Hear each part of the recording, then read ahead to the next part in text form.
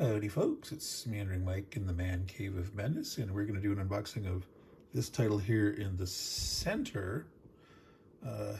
Little bits of business coming up soon. We'll be unboxing this title and working on playthrough and how to play and things like that. That was selected on my channel. We just recently finished unboxing this one here that finally came. This was from the Gunpowder through Industrial Era Charles S. Roberts Word Nominee. This is in the same category, post 1500. This is set in 1521. Hernan Cortez, or he referred to himself as Hernando or Fernando, but he arrived from Cuba onto the coast about 1519 and worked his way into the siege of Tenochtitlan happened in 1521. Coming up at some point soon, we'll be doing this one. This is another one I was waiting for, Le Flux de Martina, which means Martina's Bane. That's in the medieval category. So that's things that are upcoming. So let's get back to this one, Siege of Tenochtitlan. Let's go ahead and get the shrink wrap off. And the shrink is now off, so we can take a look at the back of the box here. Now, I'm going to do the tilty method to take a look there. Well, now that's got too much glare here. I'm going to need to hold it. Well, we're going to try the magic of seeing if we can keep it steady, and we'll do that here. So I'm going to zoom in a little more here up at, wow, this corner of the box. So you can see that readily. Well, there, hopefully that's not too washed out. Kind of side glare. So this is typical thick Blue Panther counters. This game is from the Historical Game Company, printed and distributed by Blue Panther. 4-page rulebook, 20 game cards. This is typical for this system, from Stephen Kling of the Historical Game Company. 10 cards per side, and 11 by 17 game map. It looks like it is the same canvas map style that we're used to, so I'm hoping that's still the case. I hope that never changes. That's really nice getting these canvas maps in these games. There's an example of the cards. There's a 10-card deck for each side in these kind of games. And as it says here, it takes about 90 minutes to play. Now, some people struggle with this pronunciation. It's quite easy. Pronounce it exactly as it's spelled, not having a problem with the CH and the T. Tenochtitlan. You just run it together. Tenochtitlan. Say it a few times. Tenochtitlan, Tenochtitlan, Tenochtitlan. It could become a tongue twister for you or not, but practice it enough and it's easy to say. So let's go ahead and take a look in the box. All right, so we've got the box out and open. We're resting on the little Olmec head there. And I'm going to tilt this down so you can see the contents better. So here we go. Blue Panther counters. Thick, too thick to corner around. Normally, you see how thick that is. All right. Make sure everything's lining up. Now, as with this game system, on the front, you've got your combat rating, your defensive rating, your movement allowance. And the little number above there is the range. So there's, normally they don't put a 1 on the guys that can only attack in close combat. That's sort of a new thing. Normally they would just leave that off, and then anyone that can shoot at range of 2 or more would have a number there. So I don't know if they decided just to include that, or if there's some significance to including the 1. There's nothing that leaves the number off on these. Now on the back, it's just your defense rating. If you get disordered, you're flipped over, and you still have your same defensive value. It's supposed to be your same defensive value. Then a couple of the games, the numbers were off on the back. let's see, this unit here, there's a 6, and these have their 7, but these go down to 6. I'm not sure if that's intentional or if that's a mistake. In all the other systems, they always had the same defense on the back. So we'll have to find out about that these Spanish cavalry units are not the same number on the back. All right.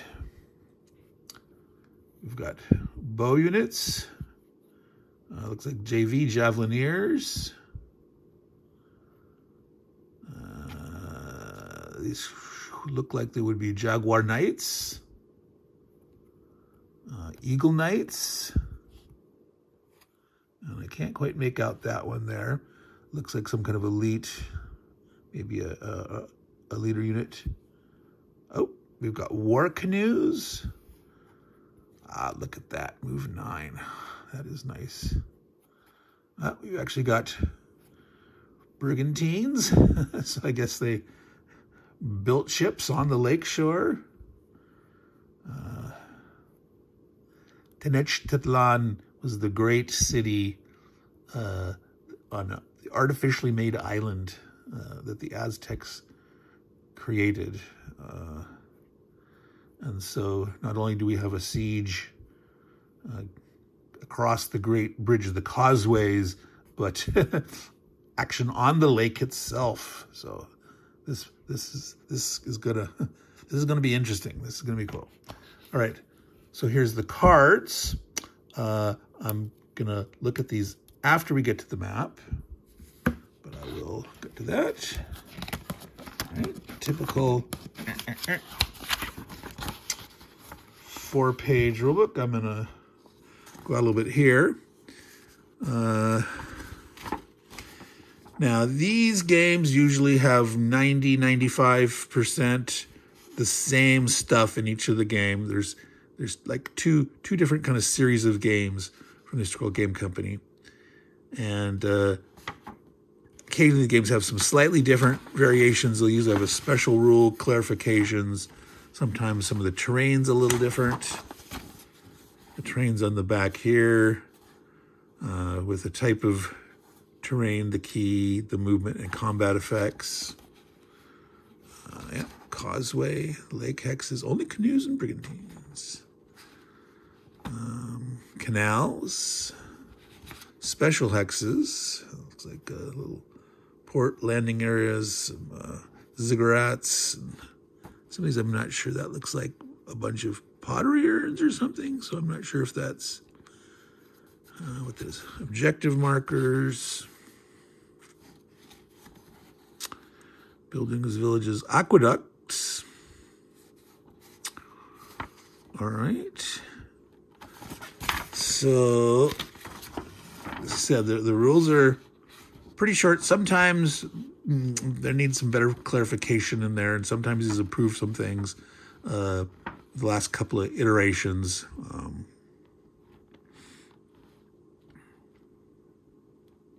I personally would like to see it expanded, like to one extra page, to have the standard rules, and then have an extra sheet that says, well, what's different for this game, and have that on a separate sheet. And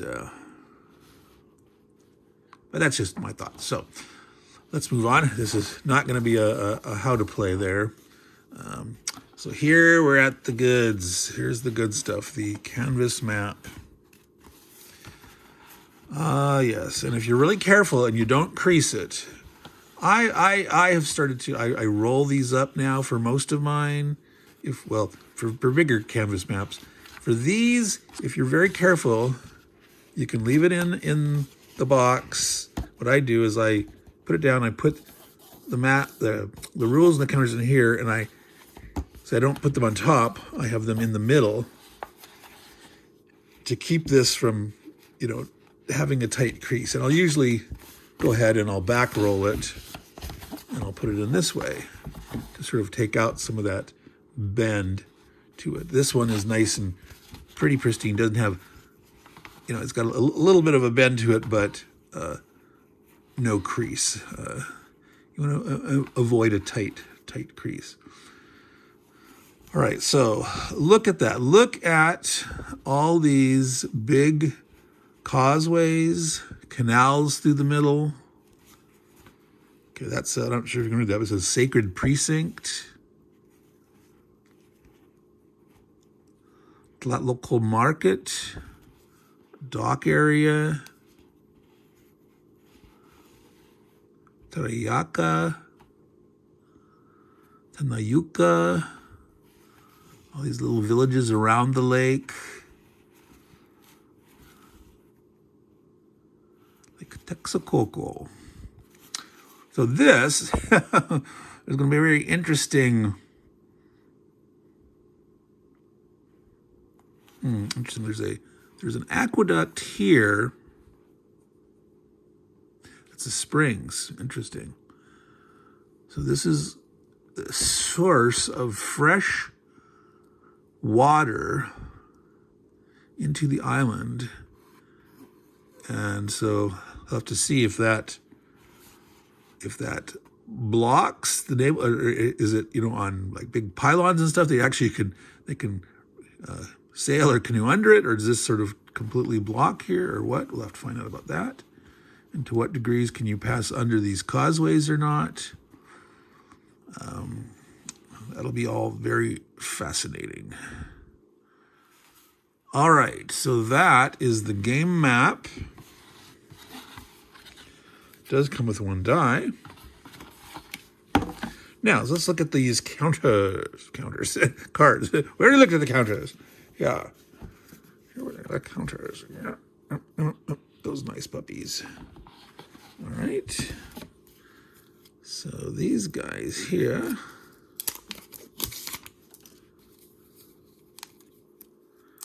So these work as, this is a card-assisted game.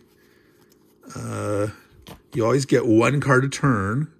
This is I go, you go, with some defensive reaction fire in it. And so we have our Spanish cards in our Aztec deck. Each turn a guy will draw one. We didn't show it on here, but all the games in this series have 24 turns in their turn track. And so once you get through your 10 cards, you'll shuffle and go through them again. So if you get up to 24 full turns, which almost never ever happens, you'll go through this deck almost 2.5 times. But each card on it has the number of units you can move, the number you can attack with, and a special event. And you always want to read the special event first because it might go before movement or during movement or during attacking or whatever. So you need to pay attention to what it is first before you start doing anything. But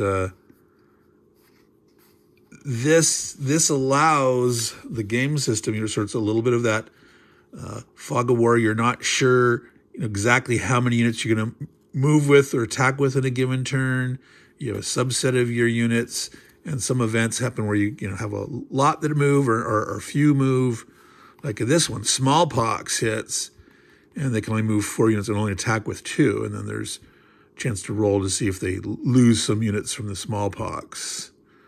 Oh no, here's the temple desecration. They desecrate the temple, and they get to bring some units back in play. Like they're angered. How dare the Spanish desecrate? And they get to recruit and rally more dudes.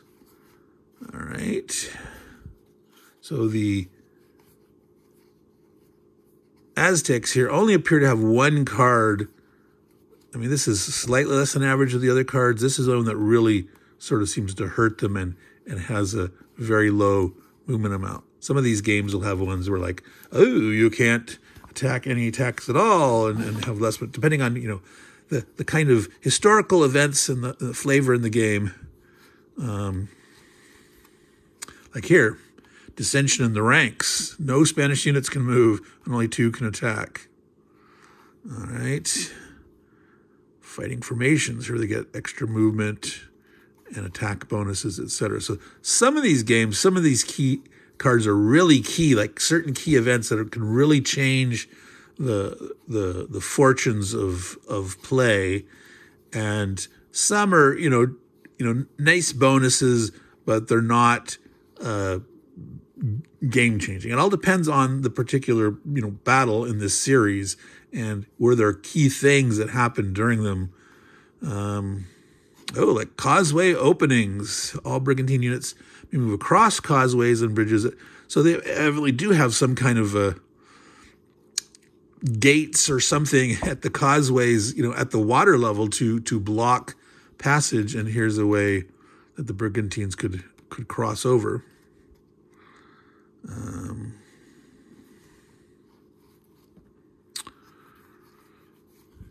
Impediments, hidden stakes. So here's, they can move, 5 units, but they can only move 1 hex on causeway. So there's like traps on the causeways. Interesting. Supplies replenished to get to replace some units there, etc. Virgin Mary flag. Ooh, this is where they get this.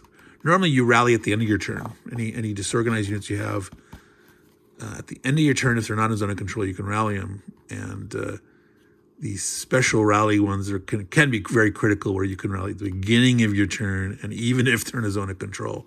This can really help save your bacon sometimes. All right, so that's the cards. Again, it's not card driven, it's card assisted. It's, some games you have a chit pull. Well, this is just, you draw your card. How many units can I move and attack with this turn? What's a special event or not?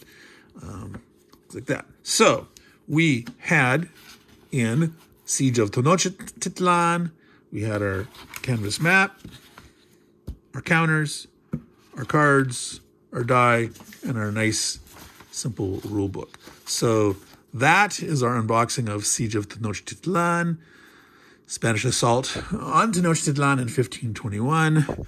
Cortez, nice and greedy, wants the gold. And so, like I said, this was one of the Charles S. Roberts Awards 2023 nominees in the Gunpowder through Industrial Era category. That didn't include a lot of certain things. There are certain things, within that long period that didn't include, Civil War, Napoleonics, etc., World War I. Those were excluded. Very, very broad category. I sort of like to see a shorter, more simpler one, but I'm sure they had their reasons why they configured it that way. So I'm going to continue this week with at least one more unboxing. I'll do one of the Charles S. Roberts Awards. Well, I might end up doing 2 more. Charles S. Roberts Awards Game of the Year nominee. I'll do another one of those. And then want to get to Wizard Kings here, get that open. And this is going to be something I'm going to eventually give away on my channel. This is a review copy that I got from Columbia Games. And so after I'm done with it, I'll be giving away. And I will unbox this one, but I'm not going to play with this one. I have a used copy that's already stickered.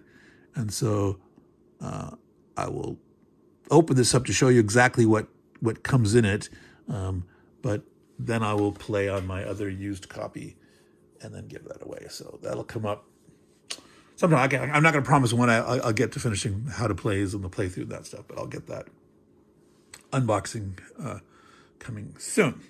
All right, so this has been Meandering Mike, another unboxing. I took a little break, had a lot previous week, so trying to take it easier this week. So for all you folks that have been enjoying the content, I appreciate, if you subscribed, if you haven't, like, comment, all that good stuff. And so before I sign out, remember, take care of your games, and they will take care of you. Ciao.